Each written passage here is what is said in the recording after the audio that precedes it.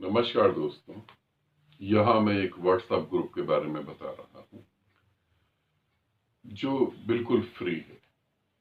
आत्मा का आह्वान करना, कैसे हम आत्माओं को बुला सकते हैं। आत्माओं को बुलाना पहले से पूरा समझ लें। पहले मैं आपको ग्रुप में कैसे जोड़ेंगे ये बता देता हूँ।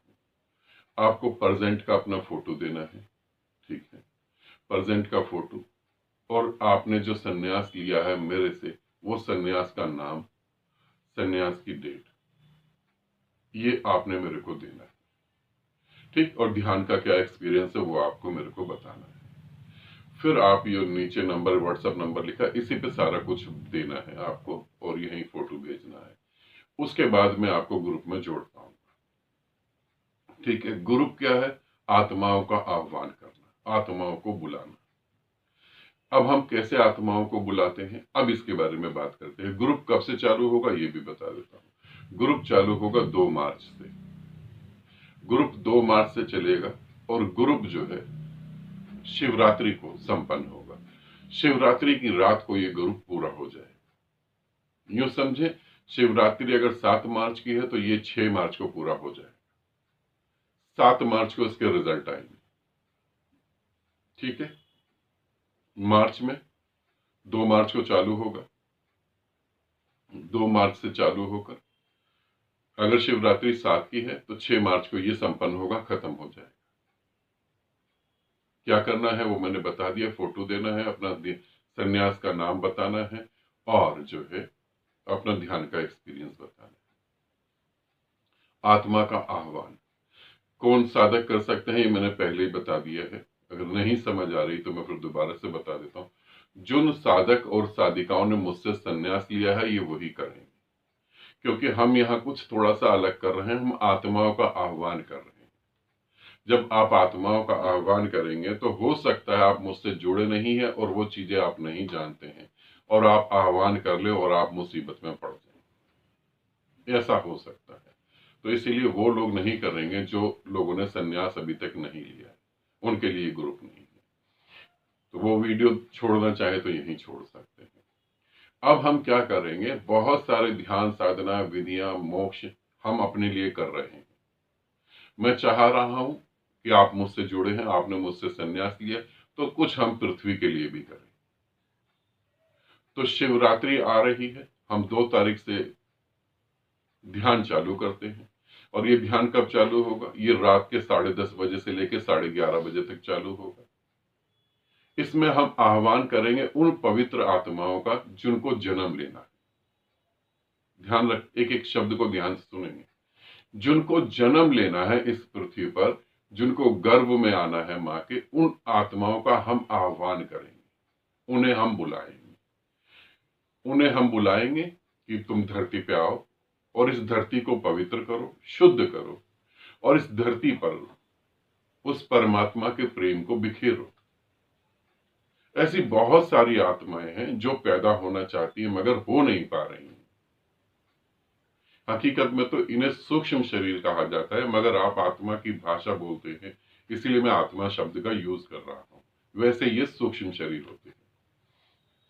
तो हम जब उन्हें इनवाइट करेंगे तो वो जरूर इस पृथ्वी पर आएंगे। और जहां भी कोई स्त्री उस समय फिजिकल रिलेशन कर रही होगी और वो बच्चे के लिए ही कर रही होगी, या उनका ऐसा भाव होगा कि मैं बच्चे को जन्म दूं, तो वो आत्मा उनके अंदर उतरेगी और वो जन्म लेगी।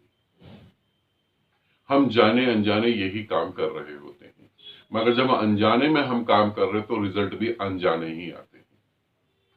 माता पिता रिलेशन कर रहे हैं और झगड़े भी कर रहे हैं, एक दूसरे के अपोजिट भी खड़े हुए हैं और प्यार मोहब्बत, खूब प्यार मोहब्बत, और अचानक याद आ गया कि शादी के दिन तो यार तुम्हारी मम्मी ने ये कर दिया था, तुम्हारे भाई ने बदतमीजी कर दी थी, तुम्हारी सिस्टर ने ऐसे कर दिया था, झगड़ भी रहे हैं। तो इस कंफ्यूजन में जितनी भी आत्माएं पैदा होती हैं उसमें से 90% तो वो कंफ्यूज ही होती हैं। बच्चे जन्म ले लेते हैं और वो बच्चे उतने सक्सेस नहीं हो पाते हैं जितने होने चाहिए। तो क्यों ना हम बुद्ध, महावीर, जीसस, कृष्ण, राम ऐसी आत्माओं को पुकारें जो कि आ सके। क्यों ना हम शिव को पुकारें कि शिव जैसे गुण वाला बच्चा जन्म ले। तो इसलिए मैंने ये प्रयोग रखा है। तो ये प्रैक्टिकल जो हम प्रयोग जो हम करेंगे, जो ध्यान साधना हम करेंगे, इसमें हम अपने लिए नहीं, उन आत्माओं को इनवाइट करेंगे। पूरी पृथ्वी पर वो कहीं भी पैदा हो सकती हैं। आप कहेंगे हिंदुस्तान में ही क्यों नहीं? पूरी पृथ्वी एक है। कुछ लोगों ने लाइन खींचकर उसको बांट दिया है। मेरे लिए पूरी पृथ्वी एक है, बटी हुई नहीं है।